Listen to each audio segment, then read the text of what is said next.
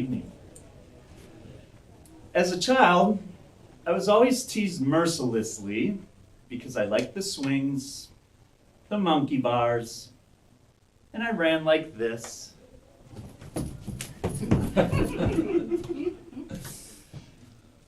My mom took me to the doctor. Nothing wrong with the leg, just a flaming homo. Societal norms are so strong, all the kids in first grade knew before I even began to wonder at 20.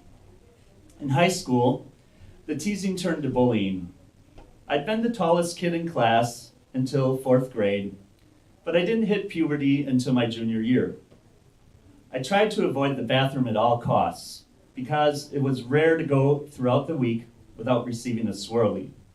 Now, for those of you lucky enough not to know what that is, it's basically forcing someone's head into a toilet and flushing it. Looking back, it had to have been so much fun for the bullies. I was all of 4'2", big giant head and skinny little twigs for appendages and a body. It was like dipping an olive on a toothpick in a very, very dirty martini that you definitely didn't want to drink. To this day, I'm still hesitant to go into any busy bathroom. So with all of that trauma, it's pretty ironic that at 47, I would start a new career as a high school Spanish teacher. When I meet new people and tell them that I'm a teacher, they often say one of two things. Oh, that must be so rewarding. Or, oh, that must be so hard. They're both completely right. Teaching is by far the hardest thing that I've ever done in my life, and that includes being shot at in war. As a soldier, all you have to do is not die. Thanks to the cancerous gun culture in this country, teachers not only have to worry about themselves and their kids not dying every day, but they have to wear about a dozen other hats at the same time. Counselor, social worker, interventionist, post-secondary advisor, parent mediator, coach, hall monitor, just to name a few. Oh, and if we're not too busy, we teach. Of course, the rewards definitely come in all the cliche ways, but my favorite part of teaching is the lessons that my kids give to me. The first year of teaching is notoriously brutal, so much so that research shows around 8% of new teachers leave the profession by the end of their first year. My experience was definitely typical. Despite having a wealth of different careers like corporate training, skills like public speaking, and a host of general life experiences to bring to the classroom, there truly is nothing that can fully prepare you for having 120 plus high school students across 5 sections and 3 courses. My 8th period that first year was particularly challenging. It was a small class, but 100% boys, and each had their own set of issues. When I would express my classroom management struggles in the teacher lounge, the inevitable first question was always, well, who's in that class? Followed by, they put all those kids in one room? Oh, Mr. Flack, you're doing great, hang in there. But it didn't feel great. I felt like a failure. My gradebook, like an F-bomb, had exploded in it. I was kicking kids out every day. Disrespect and chaos ruled. I knew that teaching was going to be tough, but I definitely did not sign up for that. There is a phenomenon in teaching called the October slump. It's where every year, due to a huge variety of factors, teachers feel the burnout that is inherent with the job. It begins to set in. This is also the time that many first-year resignations start. That month, I almost became part of that 8% statistic. But my mother taught me to never quit on an obligation, so I resigned myself to make it to the end of the year and then look for something else. Fast forward to January, and I had to be out of class for a couple of days to administer the Spanish placement test to the freshmen. When I came back on the 3rd day, Wyvon was standing at the door, arms crossed, sneer on his face. Now, I'm embarrassed and ashamed to say it as an experienced teacher with 10 years under my belt, but I never got to know Wyvon's story. He fit the Hollywood typecasting of an inner city kid turned gangbanger who had been chewed up and spit out into the concrete jungle. big chip on his shoulder, defiant of any authority. "Mr. Flack, where were you?" "I had to do testing for the freshmen." "Oh, well, we missed you." And he reached out with balled fists and gave me a millisecond bro hug.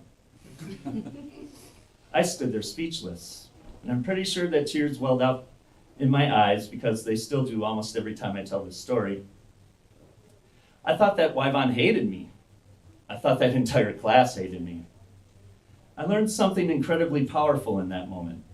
Wyvon didn't need to learn Spanish. He needed someone to show him that they cared enough not to give up on him. And because I gave him that, he was able to take one little brick out of that giant protective wall that he had built around himself.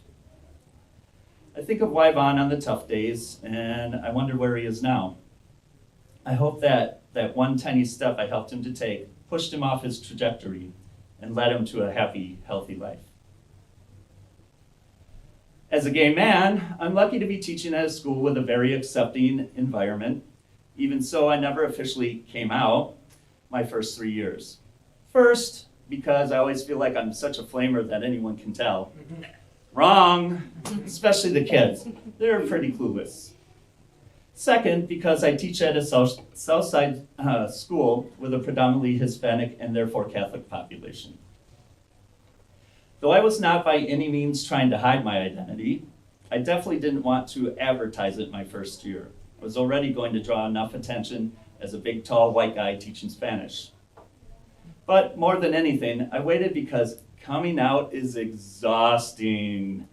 I could do an entire hour about all the times and ways that I've come out in life. But suffice it to say that when any part of your identity is not part of the privileged majority, you're always having to choose whether or not to come out. And regardless of how many times you've done it, there's always at least a little bit of fear and risk involved. I'm old enough to remember when being gay was an automatic disqualifier for teaching. And just like fashion trends, hate always comes back in vogue. Remember a few years back when drag queen story hours came under attack? What kind of person protests having literature and visual arts shared with kids? What did they think we're reading to them? Salman Rushdie's The Satanic Verses? Or maybe Curious George goes to the circuit party? Bad monkey. These are the same people that take their kids to Hooters for a fine dining experience.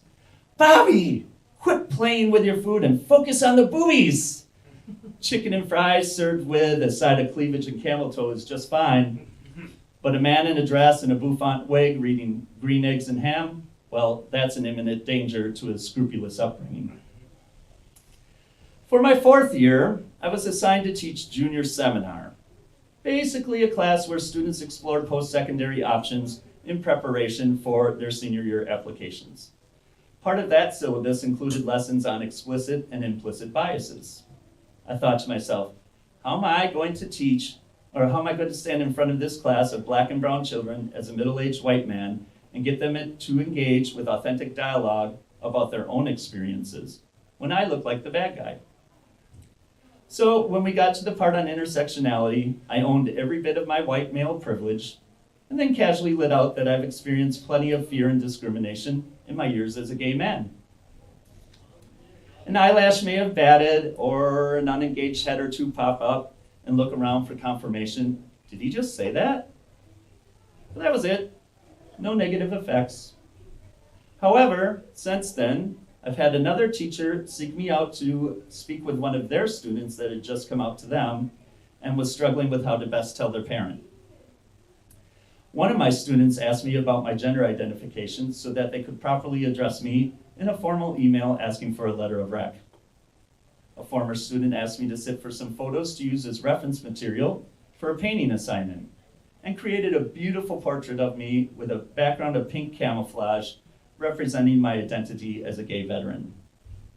And more than a few students have come out to me about their sexuality, their gender, or their status as undocumented immigrant. In those moments, I'm reminded that authenticity and representation matter. And so I continue to come out to each new class of students so that they may be the best versions of themselves. Now, I'd like to close by paraphrasing something that my dear friend Ray Ortiz once shared with me many years ago. You may have heard something similar before, but in these divisive times, I don't think we can be reminded of it enough. It went something like this. It's easy to think that we live our lives in isolation, but we are like stones being tossed into a pond, rippling infinitely outwards towards an untold number of other ripples from other rocks. And though we may never see or know all of the other rocks, our energy and actions have the power to merge harmoniously with others or cause waves which drown them out. In other words, don't be a bully who gives swirlies.